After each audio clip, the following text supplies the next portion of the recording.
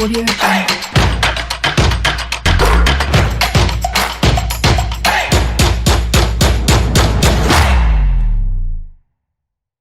Son côté chute, Reims s'offre le Paris Saint-Germain au parc, printemps privé peut-être d'hiver avec Saint-Etienne en crise. Passage en revue des rencontres de la semaine, puis le calendrier du week-end des majeurs dans la première partie.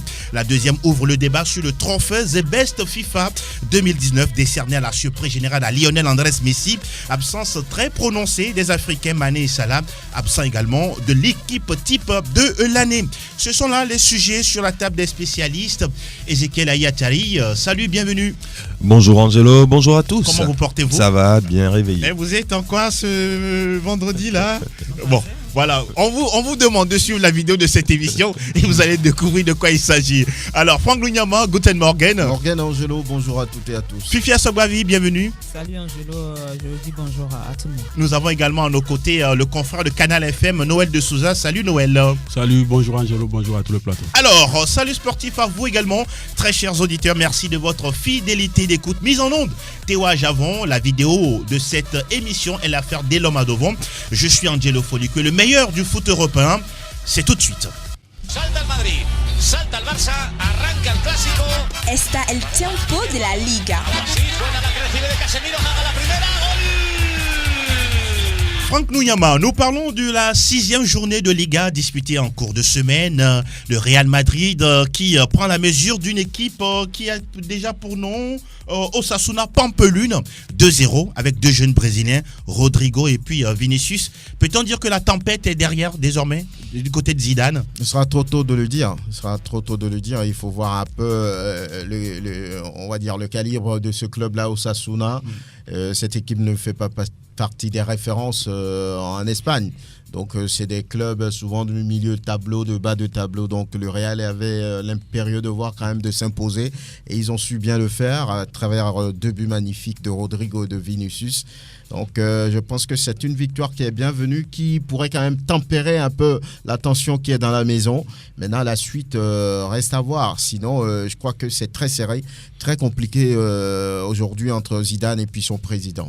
Fifi, à l'heure où nous parlons, le Real Madrid est leader de la Liga espagnole.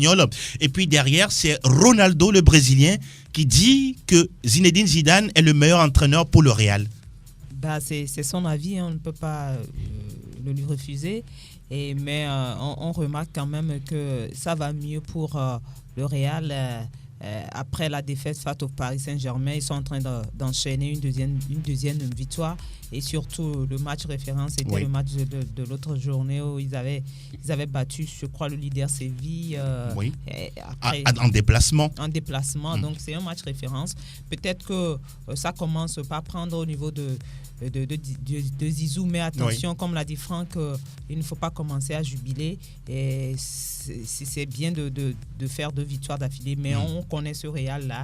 Il faut s'attendre encore après quelques journées pour pouvoir dire réellement que la tempête est derrière. Alors, il y a eu une image qui est restée un petit peu dans la mémoire, c'est la célébration de but de Vinicius à genoux, le visage entre les deux mains. On a l'impression qu'il priait le Christ ou il pleurait. Noël, oui, comment l'interpréter? Ça fait longtemps qu'il n'a pu trouver le chemin défilé. Oui. C'est un joueur qui a de la ténacité, il sait bien dribbler les gens, mais face au but, Neymar en fait mieux. Lui, c'est soit le poteau, soit c'est dehors. Donc je pense que pour cette nouvelle saison, il a marqué trop tôt. Je ne pense pas qu'il avait déjà fait auparavant. Et ça, quand même, c'est un signe. Et ça veut tout simplement dire qu'il est en train de se remettre. Il veut bien récidiver. Je pense que c'est ce qui l'a forcément poussé à aller faire ce geste-là. Maintenant, quand on parle du Real Madrid, je pense que le vrai problème du Real aujourd'hui, c'est,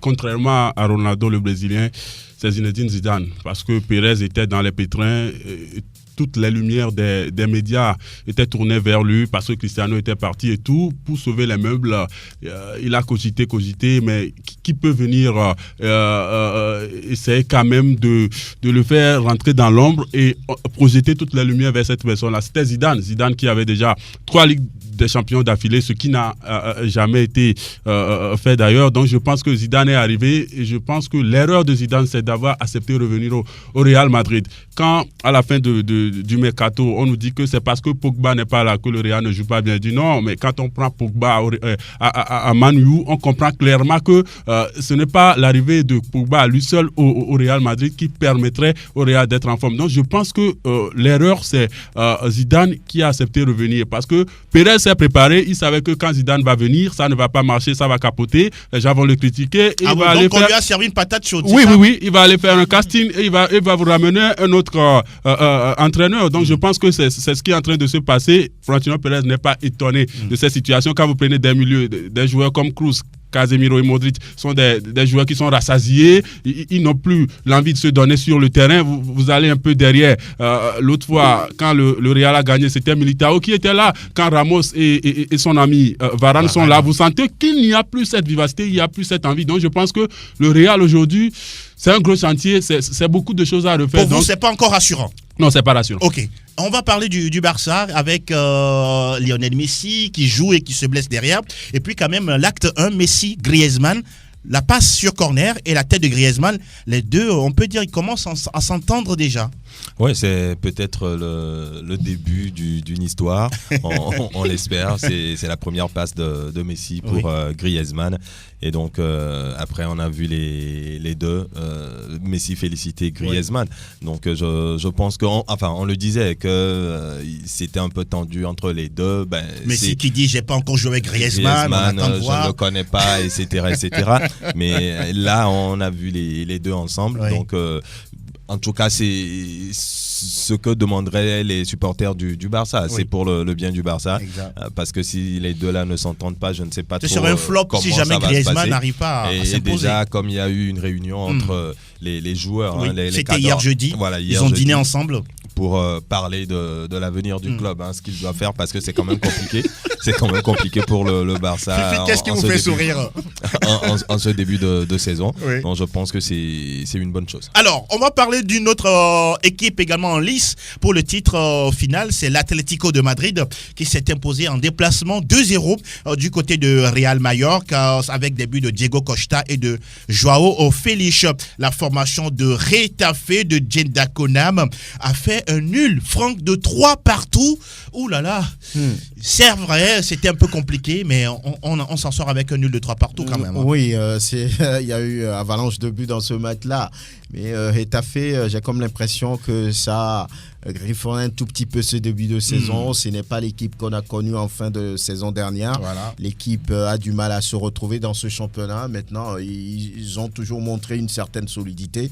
On espère que ça va pouvoir continuer pour cette équipe qui va jouer, qui joue d'ailleurs la Ligue Europa et qu'elle va confirmer ce qu'il a eu à faire la saison dernière. On va suivre tout ça. Oui, ils jouent le Barça.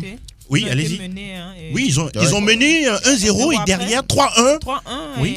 Avant de revenir dans la partie. Ça aussi, c'est une force de caractère. Oui, vraiment. Quelque part. Il va avoir du mental. Voilà, ils encaissent trop. N'est-ce pas? Oui. La preuve, quand on voit au classement, ils ont pris déjà 9 buts, ils en ont inscrit 10. Donc vous voyez que c'est pas vraiment en ballottage avec le Barça. Alors d'autres scores rapidement, la Real Sociedad qui s'est imposée 3-0 face à Alaves et puis un but partout entre Leganés et l'Athletic Bilbao. Alors au classement, on retrouve le Real Madrid 14 points. Le résultat de Eibar et Eibar, oui, qui a battu 3-2 l'FC Séville.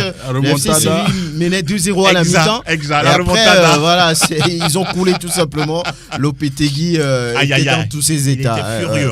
Furieux. Ah oui, Séville qui fait une très mauvaise opération au cours de cette 6e journée. Alors on parlait de la Real Sociedad qui est 2e avec 1 point de moins que le Real Madrid. L'Atlético également est 3e avec 13 unités. On retrouve le Barça à la 6e position avec 10 points. Au bas du classement, on retrouve l'Espagnol Barcelone 18e, 19e Real Mallorca et puis Leganés ferme la boucle, ferme le classement avec 2 points et est 20e. Alors la prochaine journée, ce sera samedi, dès demain. Il y a déjà même un match aujourd'hui entre Villarreal et le Betis Séville. On retrouvera l'Athletic Bilbao qui reçoit Valence à San Mamés. Retafe va accueillir la formation du FC Barcelone. Ah oui, il y a duel entre Griezmann et puis Jenda Konam. L'Atlético de Madrid face au Real Madrid.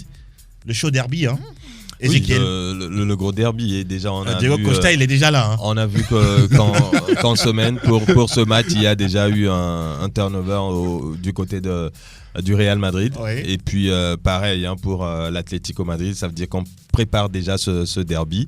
Et ce derby pourra même permettre à l'Atlético de passer devant le Real Madrid. Donc je pense que ça va être un match très chaud et Diego Costa sera de la partie. Donc on le connaît avec ce tempérament, avec son caractère.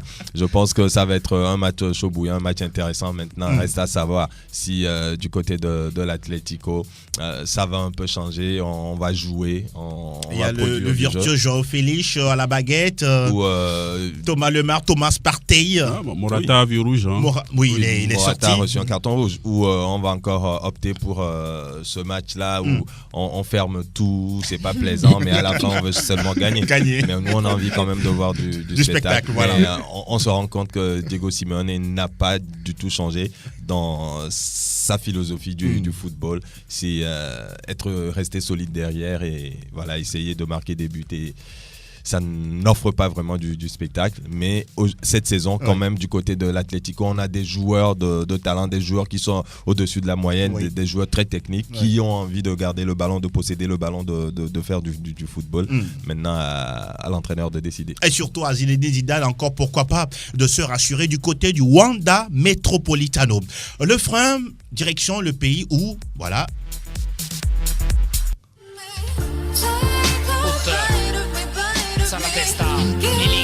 Tutto calcio Italia. Spacca la porta, segna anche il Team Cup. Alors, nous sommes dans le pays où on a décidé désormais de sanctionner ceux qui professent des cris racistes. Oui, en témoigne cet indélicat supporter de la Roma, oui, qui a été banni à vie de tous les matchs de l'AS Roma parce qu'il a eu à proférer des propos, bien des cris racistes à l'endroit de Juan Jesus, un des défenseurs de l'AS Roma. On va parler d'abord du championnat avec ce choc entre l'Inter et la Lazio. Finalement, ce sont les Nerazzurri solides qui reste leader en championnat. Oui, on a l'effet Conte finalement parce que depuis le début de la saison, on a une équipe de l'Inter très solide qui n'encaisse pas de but et qu'à la fin arrive à gagner. Donc je pense que c'est justement pour ça qu'on a fait venir Antonio Conte à l'Inter Milan. Et pour l'instant, les résultats sont là. Encore une nouvelle victoire de cette équipe de l'Inter Milan, quand même face à la Lazio, grâce à un but d'Ambrosio qui permet donc à Nerazzurri de s'imposer. L'Inter invaincu donc depuis le début de la saison, 5 matchs, autant de victoires. Franck Luyama, 10 buts marqués, un seul encaissé. Aujourd'hui, sans langue de bois, l'Inter est-il le sérieux concurrent de la Juve? Ça fait plusieurs années qu'on n'a plus vu cette équipe jouer les premiers rôles. Donc je pense que avec ce début de saison assez intéressant, l'Inter est en train d'afficher ses intentions depuis plusieurs saisons. C'est la Juve qui contrôle les choses, qui prend les commandes dès le début de la compétition et puis ne laisse rien derrière. Donc si les Nerazzurri arrivent quand même à tenir tête aux Bianconeri, ça veut dire qu'il y a l'effet Conte, comme Ezequiel vient de le dire. On sait que c'est quelqu'un qui aime défendre, qui ne laisse pas trop d'espace, mais qui après trouve le chemin du but à travers ses attaquants. Je parle des joueurs Lukaku qui est arrivé. Il est déjà dans le championnat. Italien, qui pèse beaucoup sur les défenses adverses. Donc je pense que l'Inter de Milan s'affiche et ne veut pas se cacher. Oui, Conte a insisté à enrôler Lukaku parce que oui, c'est un entraîneur très rigoureux qui mise plus sur la solidité de l'équipe, mais il avait besoin d'un attaquant qui peut faire la différence à tout moment. Un finisseur sur les coups de pied arrêtés, sur les corners ou sur les situations standards, j'allais dire. Donc je pense qu'aujourd'hui, il a, à l'instar de Lukaku, qui marque ses buts décisifs pour l'instant pour l'Inter. Donc l'Inter est là, bien en place. C'est à la Juve de faire le job maintenant parce que l'Inter est devant et ne lâche rien. Allez-y, avant de parler de la Juve. Il y a un travail énorme. Kaba, ce préparateur physique-là, qui était avec Zidane au Real Madrid, je pense Pintus. Quand, entre-temps, Lukaku était à Manchester United, vous allez voir qu'il avait un problème de poids et tout ça. Je pense qu'il a trouvé la meilleure personne pour pouvoir lui cadrer dans son alimentation et tout ce qu'il faut faire, parce que c'est également ça le football. Et la performance sur le terrain dépend de la prophylaxie. Donc, je pense que Lukaku, cette fois-ci, avec beaucoup d'assurance et le travail qui est fait derrière, ça lui permet de scorer. Donc je pense que il faut également prendre tous ces détails-là avec l'arrivée de l'autre défenseur de l'Atlético, Diego Godin. Je pense que c'est quand même dur derrière, donc ça permet quand même à cette formation de l'Inter. Maintenant, il ne faut pas s'enflammer, ce n'est que le début. On verra ça si ne fait que 5 journées. Oui, on verra si d'ici là, ils seront quand même sur cette pente ascendante. Mais comme on le dit chez nous, il y a un proverbe qui le dit chez nous, un bon mouton qui sera délicieux demain. C'est bon que la Vivia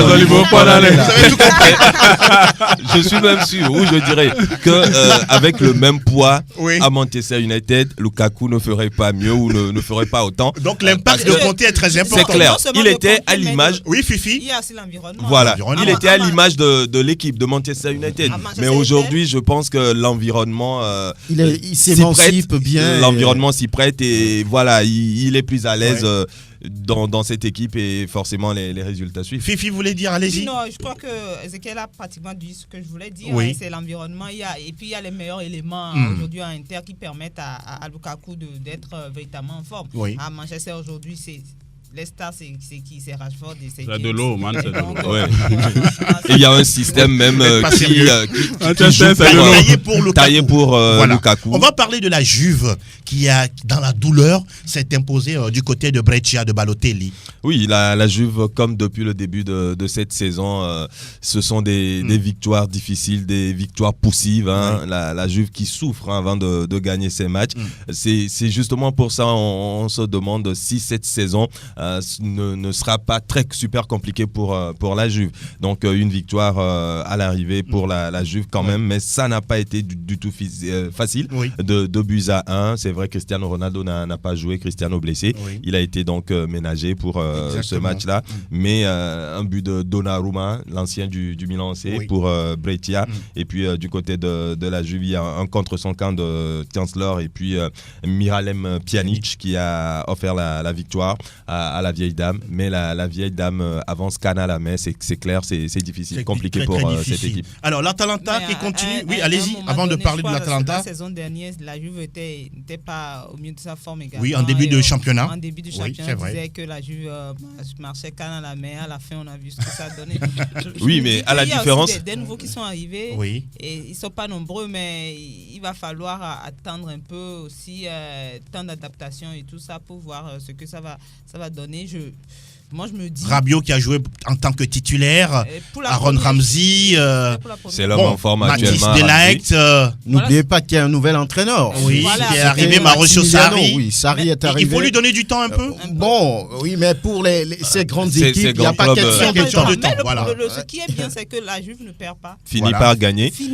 À la différence que la saison dernière, même en début de saison, lorsque la Juve perdait, c'est la Juve qui dominait, c'est la Juve qui jouait, mais n'arrivait pas à gagner. Mais dans ces matchs aujourd'hui, c'est une Juve qui souffre énormément. On a vu ce match où la Juve a été totalement dominée. On parle de match face à Naples. Face au Napoli. Oui, justement. Donc, très compliqué match. C'est compliqué pour la Juve. La Juve a même du mal à produire du jeu, à garder le ballon, à dominer ses adversaires. Tout le contraire de la saison dernière. Parlons de l'Atalanta avec Duvan Zapata, encore décisif pour le club de Bergame face à l'AS Roma. Ah oui, c'était déjà l'homme en forme la saison dernière où il a fini deuxième meilleur buteur de la Serie A italienne. Et là, depuis le début de la saison. Ce qui est curieux, il a un Dossa 91.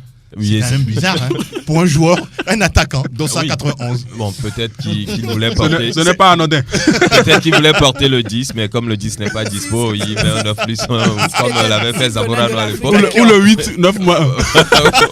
Intéressant. Donc ça fait déjà 4 buts pour lui depuis justement. le début de la saison. Oui. C'est l'homme qui porte l'Atalanta Bergame.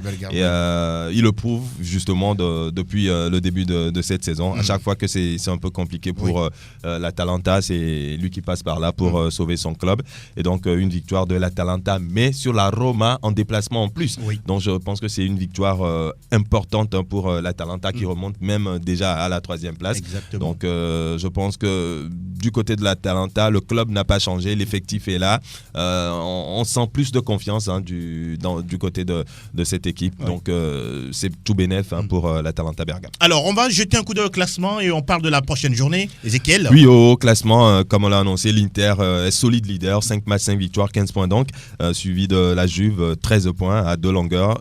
3e, l'Atalanta Bergame, 10 unités. Et puis le Napoli qui a été surpris, le Napoli qui a été surpris à domicile, qui se retrouve au pied du podium, 4e avec 9 points également pour Cagliari.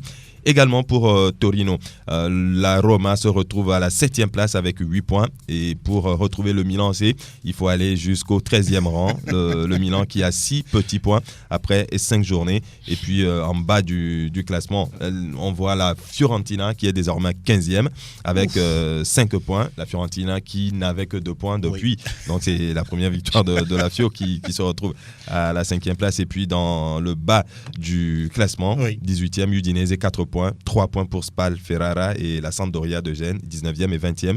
Au classement des buteurs, Berardi de Sassuolo est en tête avec 5 buts et puis 4 réalisations pour Duvan Zapata et Donnarumma. La prochaine journée, Ézéchiel? La prochaine journée démarre demain donc, demain samedi, avec 3 rencontres au programme. Oui. La Juve qui reçoit Spal Ferrara, l'Inter Milan se déplace sur la pelouse de la Sampdoria de Gênes et puis Sassuolo reçoit l'Atalanta Bergame. Les 3 premiers donc qui jouent samedi puisqu'ils auront à jouer en Ligue européenne des champions. Et puis dimanche, le reste de la journée. Naples reçoit Brescia, Genoa se rend à la Lazio, Lecce reçoit l'AS Rome, Udinese accueille Bologne et l'AS Vérone sera à Cagliari. Puis le Milan C sera face à la Fiorentina dans le match au sommet de cette 6e journée. Voilà qui est dit, on en parlait tout à l'heure.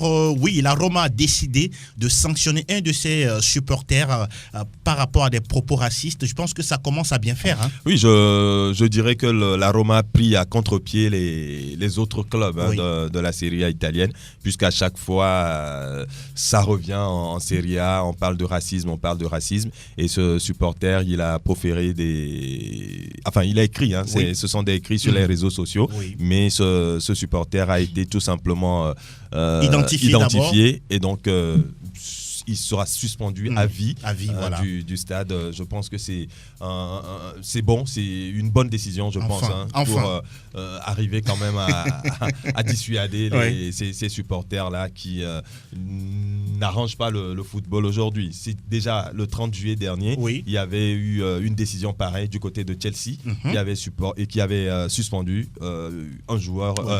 Un supporter à vie, donc pour des insultes racistes. Donc je pense que il faut y aller comme ça pour quand même décourager ces supporters parce que ça persiste surtout en Italie. Donc justement il y a le déplacement du Milan le déplacement à Cagliari ce week-end. On verra bien s'il y aura encore. C'est un club réputé dans ce genre d'anomalie humaine, si on peut les dire ainsi. Mais Cagliari, je pense que il va falloir que les premiers responsables de ce pays, que ce soit politiquement ou sportivement, essayent quand même de taper sur les clubs et c'est ce qui va obliger ces clubs-là à faire comme la Roma. Et quand on prend un club comme Cagliari par exemple, si c'est la Roma qui doit sanctionner à vie un supporter alors que au niveau de Cagliari il n'y a rien, ça veut dire que je pense que c'est une goutte d'eau dans la mer. Oui, mais je pense que si déjà la Roma prend cette décision et ça continue peut-être du côté de Cagliari, on dira que les premiers responsables sont complices. Oui. Donc je pense que cette décision de la Roma pourra maintenant obliger d'autres clubs à aller dans le même sens. Exactement, vivement parce que le football n'a pas besoin de ça. Cette fois-ci, on va aller, dans ce pays où pour l'instant, le sport est tout petit peu endeuillé. endeuillé un petit peu. Monaco, le champion. Et quel spectacle pour une dernière victoire. 100% Ligue 1, Conforama. Lacazette réussit le sien. 28e but de la saison sous les couleurs de Lyon avant de quitter le club. Alors, y a-t-il deuil du côté de Paris, même si, oui, ils ont été battus, qui plus est, à domicile.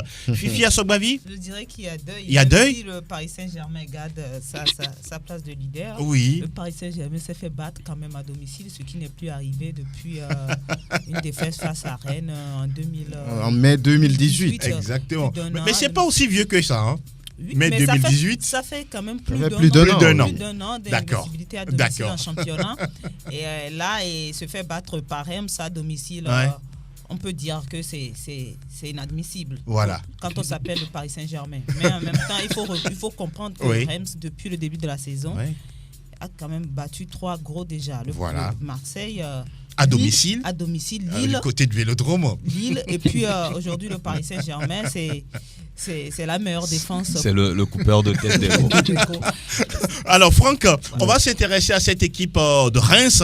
Oui, avec ce but, le deuxième but, il est tellement magnifique. On a l'impression que c'est Neymar de l'autre côté, parce que c'est un jeune joueur qui s'appelle Dia. On va l'écouter et puis derrière, on va faire un petit commentaire. Battre le PSG au Parc des Princes, la dernière équipe c'est qui? Le plus important c'est la victoire et le geste c'est pour clôturer la belle soirée. On sait ce qu'on a à faire, on essaye de le démontrer à chaque rencontre, on a été récompensé. C'est vrai contre les grosses équipes, on a un petit truc on va dire et ça nous réussit pour l'instant donc pourvu que ça dure. Face au gros, on a un petit truc et ça réussit. Ah oui, vraiment c'était un Paris Saint-Germain attendu face aux meilleures défenses, Ouais. à la meilleure défense de ce championnat. Reims, vous savez que c'est un club très solide. La dernière fois, Paris a été vraiment un dominateur en début et puis surpris par ce coup de tête d'abord sur lequel Navas n'a pu rien faire. Oui. Et ce deuxième but qui complètement a coupé l'herbe sous les pieds des Parisiens et ce magnifique but, Oui. se retourner et puis le ballon qui fait un rebond. Et là, Navas ne peut pas intervenir. Il a essayé, mais le ballon est parti dans le filet. Donc, c'est une victoire très intéressante pour Reims et qui a été amère du côté du Paris Saint-Germain parce que là, oui, on se dit, oui, c'est Reims, on est à domicile, on va pouvoir faire quelque chose malgré la présence des grands comme Marquinhos, comme Neymar, Paredes, comme Sarabia, comme tous Di les Maria. autres. Di Maria. Le Paris Saint-Germain n'a pu trouver le chemin des Franck, filets. j'ai envie de vous poser cette question. Le banc du Paris Saint-Germain n'est-il pas aussi coté? On a l'impression. Je pense que ils ont de très bons joueurs. Maintenant, il y a un petit détail à apporter, un petit discours à apporter pour concerner tout le monde. C'est que, à mon avis, Thomas Tuchel n'arrive pour le moment pas à faire. Il n'est pas un grand entraîneur selon vous? Bon, qu'est-ce qu'il a gagné? Il a fait, on va dire, un bon passage au Borussia Dortmund. C'est vrai, mais il n'a gagné que la Coupe d'Allemagne. Ouais. Ça s'arrête là. Donc, on ne peut pas dire aujourd'hui qu'il est un grand entraîneur, comme les José Mourinho, comme les Conte, comme les Carlo, etc. Il gagne de l'argent. Oui, bon, il gagne de l'argent, mais il n'est pas encore au niveau de ses entraîneurs. Voilà. Donc, il doit pouvoir travailler. Et puis, dès qu'il y a une petite victoire, c'est l'entraîneur qui se met premier devant pour encenser ses joueurs, pour dire ci, pour dire ça. Je pense qu'il faut arrêter et se concentrer sur le travail. 2 défaites déjà en 7 journées pour le Paris Saint-Germain. C'est pas bien parti. C'est pas normal. Noël, aujourd'hui, cette équipe de Reims, quand même, il faut la féliciter. Oui, il faut féliciter Reims parce Nous que précisons que c'est l'équipe d'Alexis Romao. Oui, hein. c'est une formation qui sait bien se déplacer, surtout chez les grands. Et je dis, après avoir supporté toutes les clameurs de ce stade de l'Olympique de Marseille, c'est pas à Paris qu'ils ne vont pas faire. On sait quand même que l'exploiteur du PSG. Vous le dites aujourd'hui parce que Reims a gagné Non, parce que s'ils ont quand même eu cette capacité-là d'aller au Vélodrome et de s'imposer, quand on sait quand même tout ce qu'il y a entre guillemets au Vélodrome, ça veut dire que ces joueurs-là ont quand même un mental qui les permet de résister. De résister à tout ce qu'il y a tout autour. Donc ça veut dire que au parc, c'est tranquille. C'est du moins inférieur. C'est inférieur au Vélodrome. Donc il faut quand même dire que ces joueurs-là ont eu, je dirais, cette capacité-là. Il faut les féliciter. Maintenant, le Paris Saint-Germain, je pense que Tuchel avait crié que c'était l'ancien directeur sportif qui était le problème. Il est parti, Leonardo est arrivé. On ne sait pas ce qui se passe avec Tuchel. Ça veut tout simplement dire que Tuchel, aujourd'hui, il gagne de l'argent. Il est là pour de l'argent. Le reste, on n'a pas cette, je dirais, on ne voit pas les avec résultats Tuchel. ne sont pas convaincants. Oui, on ne voit pas avec Tuchel les marque des grands entraîneurs. Je pense que pour l'instant. Non, c'est pas pour l'instant. Il ne l'a pas encore démontré. Il ne l'a pas encore démontré. Ouais. Fifi Asogbavi, on va s'intéresser à Lille avec ce joueur, Victor Osimhen, qui continue de surprendre. Il marque un nouveau but. Oui. Ça fait 6 buts quand même déjà marqués en 7 journées. C'est magnifique pour lui. Un joueur qui découvre la Ligue 1. Oui. C'est extraordinaire et vivement que ça continue comme ça pour lui jusqu'à la fin du championnat. Et quelles conséquences? Il est convoqué par Garnotro en sélection, Victor Osimhen. Oui, c'est un joueur qui a le sens du but et puis il a la niaque, comme on le dit. Donc je pense que si on le convoque en sélection, ce n'est que mérité pour lui. Surtout qu'aujourd'hui, les attaquants nigériens, ils sont ceux qu'on connaît, ils sont finissants. En tout cas, donc la jeunesse va prendre la relève. Et donc avec Osimhen, c'est mérité. Il ne fera que faire du bien au Nigeria. Maintenant, quand on prend les déplacements, les appels de balles de ce joueur, c'est quand même très intéressant. Des appels contre appels, il ne se fatigue pas. En tout cas, il n'est pas du tout paresseux dans le jeu. Il est jeune, il a de l'énergie et pour l'instant, il l'utilise à bon escient. On va parler de Saint-Etienne. À l'heure où nous parlons, est en crise. Notamment en crise, une défaite à domicile face à qui? Face à peut-être que Printemps ne verra pas l'hiver. Voilà qui est dit. Printemps ne verra pas l'hiver. Il reste solide dans ses bottes. Il ne veut pas démissionner. Il ne veut pas démissionner. Ça fait, je crois, depuis le début de la saison, 5 défaites déjà pour c'est trop, hein? C'est trop quand il s'agit de Saint-Etienne. Une victoire, 2 nuls, 4 défaites. Voilà. C'est beaucoup. C'est beaucoup. C'est beaucoup pour Saint-Etienne. Et je crois que les premiers responsables vont prendre quand même une décision. Il semble qu'on aurait déjà contacté Jean-Louis Gasset pour un retour sur le banc stéphanois. Il était parti, il a dit qu'il était fatigué. Oui, tout à fait. Il va se reposer. Bon, est-ce qu'il est prêt encore à revenir Vous maintenant? voyez ça comment, Fifi? Il va revenir? Il va accepter? Si je me tiens à ce qu'il avait dit avant de partir, qu'il voulait se consacrer un peu à sa famille. Oui, tout à fait. Qu'il était fatigué vu l'âge. Je me tiens à ça. Je crois qu'il ne va pas revenir. Mais maintenant, on dit ça, les imbéciles ne changent pas. Voilà. Peut-être qu'il va décider de revenir. Pourquoi pas? Pour aider l'équipe. Est-ce que son retour fera du bien à l'équipe? On ne le saura que quand il reviendra. Des nouvelles de Marseille? Marseille qui ne gagne pas non plus. Et voilà, Marseille qui a fait match nul en déplacement à Dijon. C'est le dernier. Oui. 0 but partout. Et derrière, 2 cartons rouges. 2 cartons rouges. Oh là là. Camara et puis Payet. 4 matchs de suspension pour Payet. C'est beaucoup. Hein. Je crois que c'est sévère. C'est sévère. Pour moi, c'est sévère.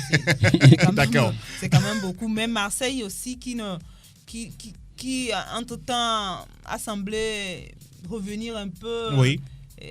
Mais après, moi, je me suis dit face à Dijon, ça devait passer. Surtout quand on le dernier de la classe. Le dernier, quand on voit le match qu'a livré Marseille face à Monaco en déplacement, on se dit face au dernier, ça devait passer. Mais voilà, ça Benedetto est perdu. Ah oui, peut-être pour l'instant. Alors, on va jeter un coup d'œil au classement. Mais on va quand même revenir sur la première victoire de Monaco. Ah oui, c'est vrai. Ça, c'est une information. Face à Nice.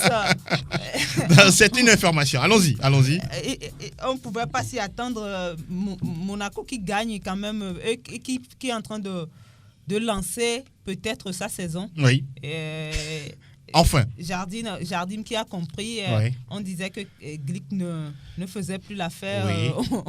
Il était critiqué de tous côtés. Voilà. Et maintenant, je crois en son absence, le club a réussi à marquer 3 buts et à ne pas encaisser. Parce que le problème de Monaco aussi, c'était la défense. Exactement. Monaco encaissait beaucoup de buts. Et même si Monaco marquait avec l'arrivée de Slimani et puis de Ben Yedder, on a constaté que la défense n'était pas jouée la dernière fois.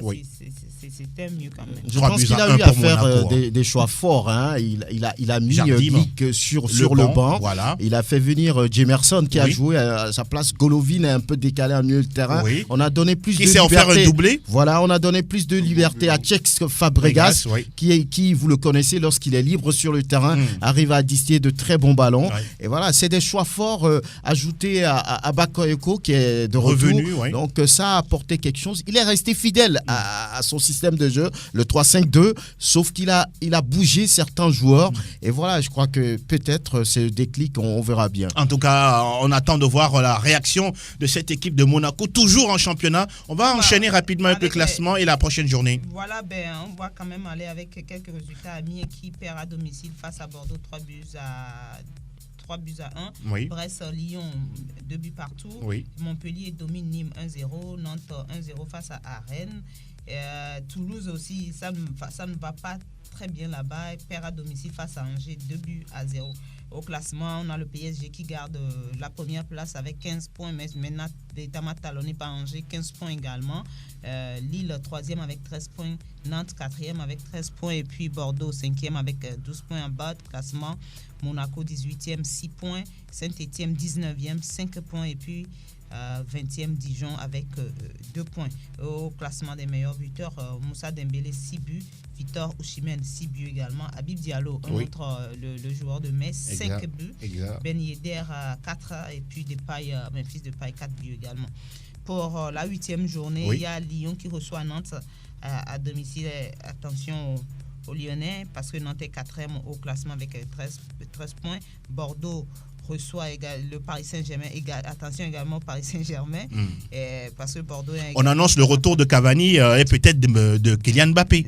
Kylian Mbappé, bon, ça va faire quand même du bien à l'équipe. D'accord. Angers qui reçoit Amiens, Metz qui joue Toulouse, Monaco Brest, Nice Lille, Reims Dijon, Strasbourg Montpellier, Nîmes Saint-Étienne et puis un intéressant Marseille en clôture, Marseille-Rennes. Marseille-Rennes, oui, pourquoi pas, un intéressant match entre André Villas-Boas et Julian Stéphane. Merci beaucoup Sa Majesté Fifi. Cette fois-ci, nous faisons l'arrêt du côté de Herzlich willkommen zum Bundesliga. Alles über Bundesliga.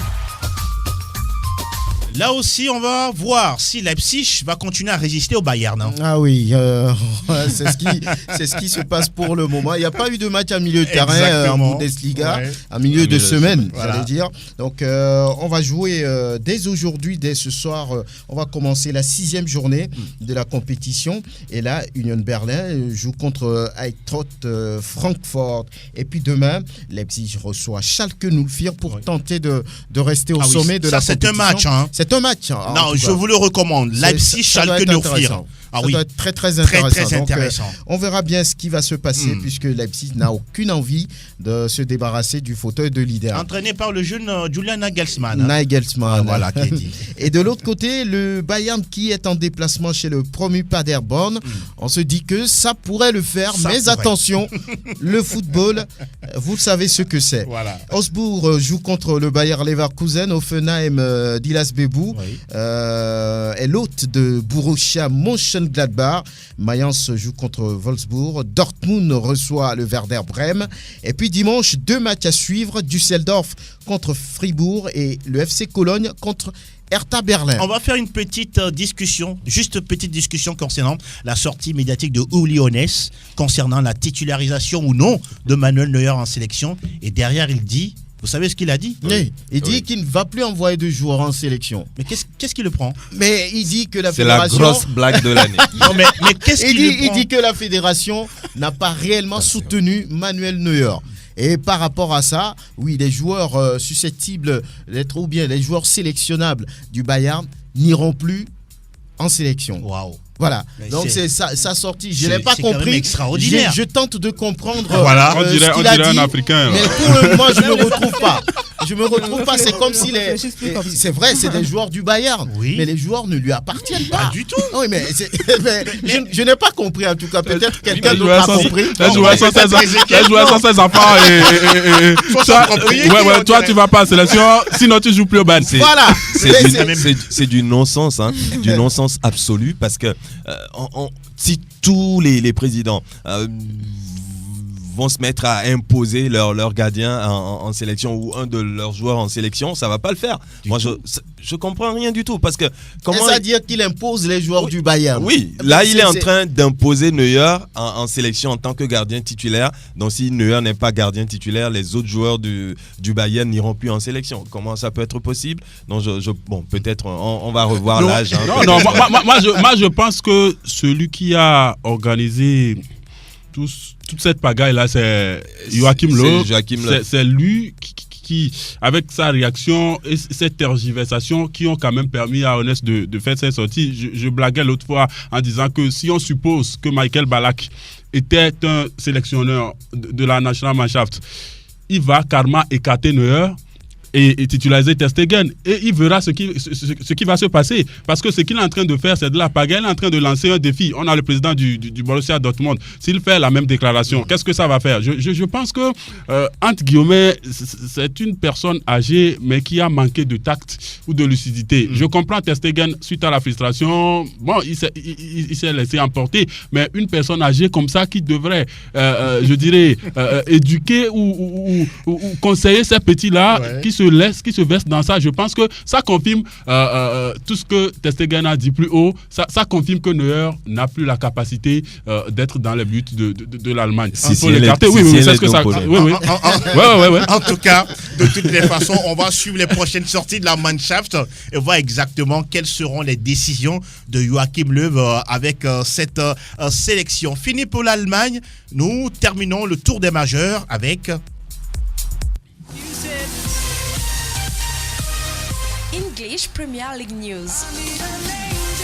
Alors, le 7e chapitre avec des rencontres intéressantes les unes comme les autres. Sheffield United qui reçoit le leader invaincu. Alors, nous parlons Liverpool, Tottenham, Southampton. On a Chelsea qui accueille au Stamford Bridge Brighton, Aston Villa, Burnley.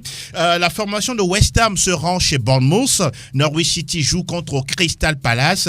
Wolverhampton, Watford, Everton, Manchester City. Là aussi, sûrement un match spectaculaire en perspective. Et puis dimanche, on a 2 rencontres, Leicester qui reçoit Newcastle United et puis un intéressant, Fifia Sobavi, Manchester United Arsenal. Un classique du championnat anglais.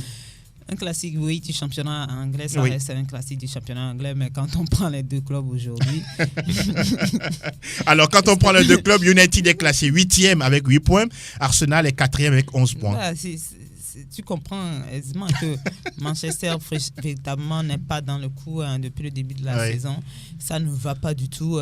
On peut beau accuser le Gunnar, mais je me dis, quand on prend aujourd'hui les joueurs de Manchester, on comprend aisément leur classement. Et ce n'est pas une grande équipe de Manchester. On n'a pas les meilleurs éléments. Aujourd'hui, je disais tantôt, c'est comme une blague. Quand les stars là-bas, ce sont les Rashford, je n'ai rien contre Rashford, mais c'est un joueur intéressant. Mais quand on connaît l'histoire de Manchester, Rashford, il y a quelques années, il y a 10 ans ou 15 ans, ne peut pas être la star de Manchester United. Mais les choses changent, Fifi. Les choses changent, mais c'est comme si Manchester ne change pas, ne évolue pas avec l'évolution. On ne peut plus citer United aujourd'hui dans le Big Four en Angleterre. Non. Pour le moment, non. Non. Et moi, dans cette rencontre... Je me dis, il peut avoir... Arsenal plus huppé que United. Oui, sur le terrain. Cas, plus huppé maintenant. Manchester, avec un coup d'orgueil, peut quand même réussir. Pourquoi pas, surtout à domicile.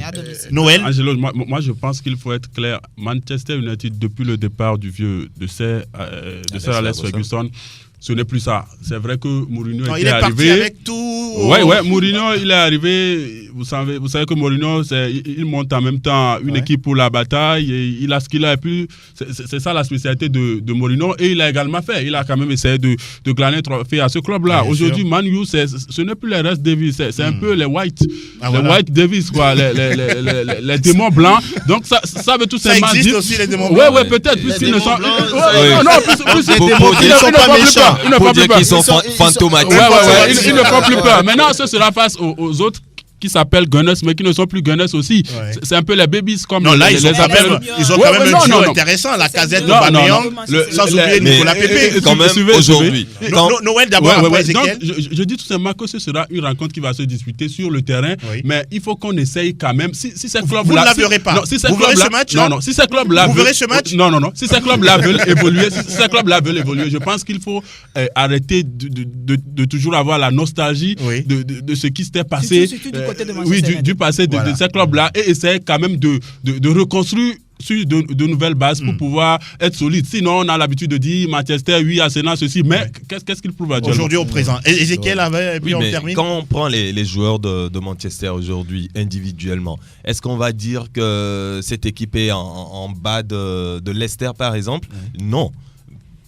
Donc, le nom, il est là, le prestige, il est là. Oui. Pas de Leicester, mais des gros. Hein. Mais aujourd'hui, Leicester. Hein. Oui, mais justement, quand on Leicester parle est des troisième, Leicester n'est pas un gros, troisième. mais dans la production Voilà, du jeu, j'ai envie de dire que Leicester dépasse aujourd'hui Voilà, Manchester. c'est ce que moi je Non, ça oui, dépasse. oui, je suis d'accord, mais quand il veut comparer Manchester à Leicester, oui, c'est là c'est que pour je dis, dire, non, il faut pas, c'est pour dire. C'est à cause de la Non. nostalgie qu'on ne compare pas Manchester à Leicester. Noël, vous n'avez pas la parole. Voilà. Ezekiel. Aujourd'hui, les joueurs qu'on a à Manchester United, ils peuvent quand même produire du jeu. Quand on prend l'équipe de Leicester, aujourd'hui, Leicester joue sur ses valeurs. Est-ce que Manchester United aujourd'hui joue sur ses valeurs?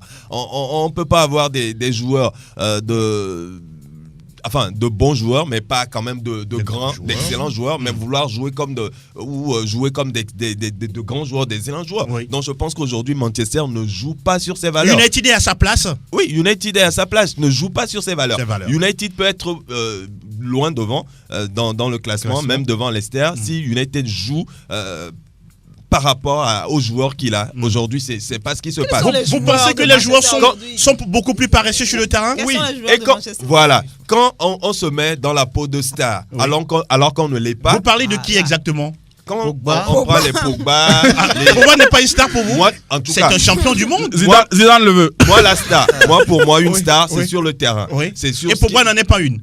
Pogba, il est plus star par rapport à ses coupes de cheveux, moi je pense. Mais Oula. sur le terrain, Pas Pogba trop dans le jeu. Pogba qui ne Là, je suis d'accord. Pogba qui ne participe pas aux tâches défensives. Vous pensez, on Pogba va revenir sur le cas Pogba, qui on va manque de donner la fighting parole à Franck spirit et puis on termine dans le sur le jeu. sujet.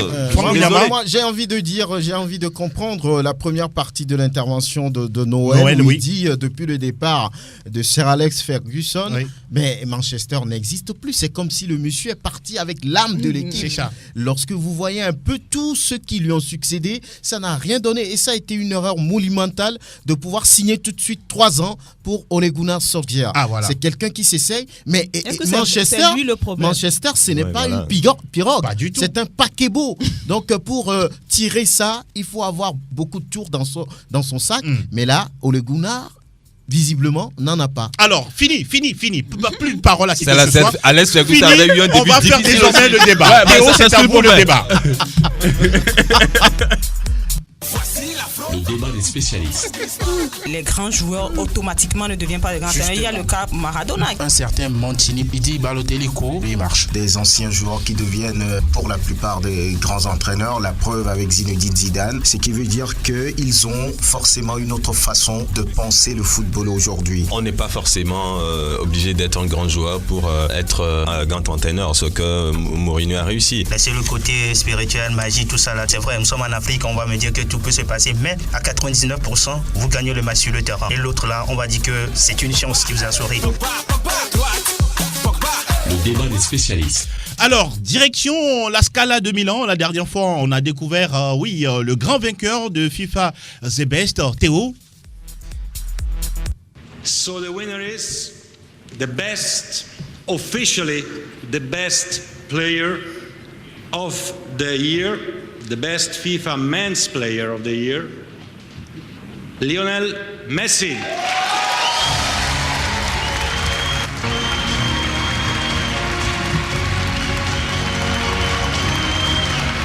Alors, Fifi, voilà le nom, vous l'avez entendu, vous l'aviez suivi également durant toute la semaine. Lionel Messi, grand vainqueur du prix The Best FIFA 2019. Surprise? Oui. Oui, Surprise, allez-y. Parce que je ne m'y attendais pas du tout. Déjà que je ne le voyais pas dans le trio. Et qu'au finish, il était dans le trio. Je me suis dit, bon, il peut être dans le trio, mais pas gagner quand même le trophée. Et, on aurait dû donner cela à Van Dijk. Et même si j'aurais préféré que les Africains comme Mané et Salah soient là, ils n'étaient pas dans le trio. Mais au finish, on l'accepte puisque c'est un vote. La FIFA ne l'a pas imposé. On a demandé aux sélectionneurs, aux journalistes et puis aux capitaines des équipes de voter. Et ce n'est que le cumul des votes qui donne Lionel Messi vainqueur. C'est qu'on a voté pour lui et des fois, il faut accepter comme ça quand il s'agit de vote. Maintenant, je comprends les Africains aussi frustrés. Quand on a 54 fédérations et qu'au finish en Afrique, qu'on ne retrouve que 6 capitaines à voter pour, par exemple, Sadio Mané, on se pose des questions. Moi, je me dis, ce n'est pas parce que c'est un Africain qu'il faut obligatoirement voter. Je ne m'inscris pas dans cela. Mais parce que c'était un joueur qui méritait d'être là-bas. Et qu'au niveau de l'Afrique, on aurait pu booster, puisque du moment où chaque fois les Africains crient à la tricherie, à chaque fois que les Blancs nous trichent, vous avez quand même l'opportunité de porter un de vos enfants. On aurait pu le faire, on ne l'a pas fait. Et on n'a que nos yeux pour pleurer. Messi a été publicité, a été voté, et il est là et il a gagné, tout simplement. Franck Nouyama. Oui, moi, je n'ai pas compris ce choix-là ou bien ce vote. Maintenant, ça reste un vote. C'est toujours relatif. On ne peut pas prévoir. C'est comme en politique, rien n'est prévu. Donc, même il y a une comédie même qui circule sur les réseaux sociaux avec le trophée beauté dans la coupe aux grandes oreilles tenue par Divock Origi. Et on dit qu'il y a erreur. Mais tout ça, là, ça fait rire. Donc, je n'ai pas compris. Mais maintenant, comme Fifi l'a dit, c'est un vote parce que là, on parle de trophée FIFA et toutes les compétitions sont prises en compte. Messi n'en a pas gagné de compétition internationale. Il n'a rien montré au niveau de la Copa Libertadores. La Copa América. La Copa América, j'allais ouais. dire. Oui, oui, donc voilà, c'est finalement un vote. On doit s'en contenter. Et surtout les Africains qui ont mal voté. Et qui n'ont pas. Comment est-ce que vous comprenez cela? Oui, ben, je ne comprends pas. Je ne comprends pas. Peut-être Mané n'est pas ce joueur people. Bon, les gens ne le. Bon, c'est pas une star. Il est trop effacé. C'est une star. Mais pour devenir star, ça doit partir même des Africains eux-mêmes. Exact. Parce que là, quand vous voyez les Européens, tels qu'ils parlent de leurs joueurs, ils font tout pour l'encenser, pour le propulser. Ce n'est pas forcément le cas en Afrique. Fifi l'a dit. Ouais. Lorsque vous prenez les votes, il y a très peu qui ont misé sur Sadio Mané. Oui. Donc c'est dommage. Côté Égypte, même on n'a pas voté, voilà, il semblerait. Il va falloir ouvrir les yeux pour ça. Ezekiel, votre avis sur ce sacre de Lionel Messi? Moi je pense que ce débat doit se faire à deux niveaux. Ok, voilà. Parce que d'abord, on prend les 3 finalistes et Messi a été élu meilleur joueur. Quand on prend les 3 finalistes, Cristiano Ronaldo, Van Dijk et Messi, je pense que la polémique même est là parce que Van Dijk a été élu... meilleur joueur européen, trophée UEFA. Tout le problème est là. Et c'est la presse qui a fait de Van Dijk ce meilleur joueur UEFA. Parce qu'on tient quel stade pour faire de lui meilleur joueur UEFA? Il n'a jamais été dribblé. Oui. Il est allé à combien de duels avant de ne pas se faire dribbler? Il faut le voir aussi. C'est vrai qu'il a un sens du placement, mais il fuit les duels. On l'a vu même en demi-finale face au Barça, où Messi arrivait sur lui avec le ballon. Il a tout simplement reculé à demander à quelqu'un d'autre d'aller. Voilà, donc je pense bien qu'avant de dire qu'il n'a jamais été dribblé, il faut voir le nombre de duels qu'il a fait avant Vous pensez que ça compte? Bon, on dit qu'il n'a pas été dribblé. Combien de fois il est allé au duel, il n'a pas été dribblé. Mais comme le deuxième aspect de votre intervention. Et donc, je pense que sur les 3 là, quand on prend quand même les stats de Messi, on dit mais Messi n'a rien gagné, que lui il a gagné la Ligue européenne des champions. Les joueurs de Liverpool qui ont participé à ce sac, vous pensez que c'est lui le meilleur, c'est lui qui a plus pesé? Vous parlez de Van Dijk? Oui, Van Dijk. Vous pensez que c'est lui qui a plus pesé? Et il y a Mané et Salah par exemple qui pèsent mieux. Donc si Mané et Salah ne sont pas là, Mané est mieux.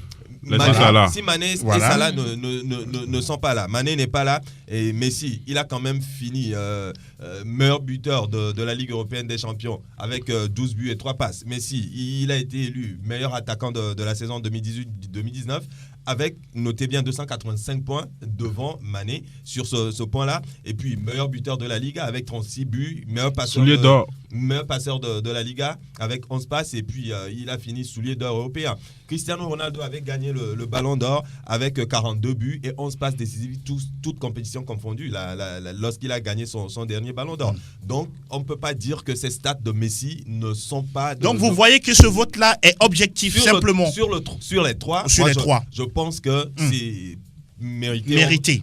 Messi peut être Ballon d'Or, ça pouvait peut être meilleur joueur, ça pouvait. Ah oui, vous l'aviez dit, il sera Ballon d'Or selon vous. Quand on le 2 parle décembre prochain. de Mané qui n'était pas là. Oui, là, avec Mané dans ce trio peut-être, si on donne le titre à Messi, là, je trouverais qu'il y a à redire là-dessus, puisque même vous allez chuter. Même Messi, il a voté pour Mané. Bien sûr. Oui. Ça c'est vrai. D'accord, ça veut dire. Non, vous clôturez. Je vais prendre la parole avec ce que Ezekiel vient de dire. Oui. Messi a voté Mané, ça veut dire qu'il a été relatif dans son vote. Quand vous suivez tout ce qui se fait. Oui, quand vous suivez. Oui, quand vous. Objectif. Il a mis Mané premier et Cristiano Ronaldo deuxième. Oui, quand vous suivez tout ce qui se dit, ça fait marrer. Vous prenez un peu ces trois finalistes. Van Dijk, je ne vais pas perdre du temps sur ce qu'il a eu à faire, mais pourquoi est-ce qu'on n'a pas mis Mané ? Je le dis directement. Certaines personnes le pensent mais n'arrivent pas à le dire, c'est parce que Mané est noir. Quand vous prenez un peu la presse britannique, tout le boucan, tout le tohu-bohi qui a été fait tout autour de Salah, n'avait pas cette forme que Mané a actuellement. On a crié Salah. Vous parlez de discrimination. Oui, Salah était au niveau de Messi, de Cristiano Ronaldo et tout ça, parce que le problème de Mané ou sa malchance, c'est d'avoir une peau noire. Maintenant, quand il y a certaines personnes qui crient et me disent que Messi a fait quoi, Cristiano Ronaldo à la Coupe du Monde 2014 avait mis un but qu'il a été en fait gratuitement par le gardien là, Fataou Daouda, un gardien qui vient avec une petite poupée de Spider-Man. Lui là, c'est un bambin. Cristiano a eu le Ballon d'Or, les gens n'ont pas branché. Quand on parle d'un vote, il faut qu'on essaye quand même de dire oui à ce qui se fait. Maintenant, quand vous prenez le Nicaragua, écoutez, il faut qu'on arrête. Ça aussi, c'est le coup de gueule de Noël de Souza. Et on va terminer par là parce que le temps est parti à cette émission est fini. On va faire le tour de table pour saluer quelques inconditionnels. Fifi, on commence avec vous. Je vous ai vu calmer Noël entre-temps. Fifi Sagwami. Je salue tout simplement tous ceux qui nous écoutent. Tous ceux qui nous écoutent. Ezekiel. Non, mais je dis bonjour à tous ceux qui nous suivent, à toute l'équipe de Mouzou FC, à l'équipe de Diesel FC. Un bonjour spécial à Myriam qui nous suit. Et puis, je n'oublie pas le président de Mouzou FC, Rachid Alassane. Voilà qui est dit. Et Franck Lunyama. Oui, bonjour à tous ceux qui nous font confiance, aux inconditionnels de cette émission. Excellent week-end à toutes et à tous. Noël. Oui, je vais saluer tout le monde, tous ceux qui connaissent Noël de Souza. C'est aussi ça la ferveur et vive PFE, c'est tout. Voilà, en tout cas, on vous recommande la vidéo de cette émission. Allez la regarder sur le www.radiosportfmtg.com. Vous aurez tout compris. En tout cas, bonjour à tous ceux qui sont sur la plateforme, sans oublier Eligno, Dorkenou, et puis tous ceux qui sont du côté de Soli FC, de Carmel FC, sans oublier la plateforme CCC. Merci beaucoup, Léo Madovon. Merci également à Théo Javon. On se souhaite une excellente fin de semaine. À très bientôt sur Sport FM. Ciao, ciao.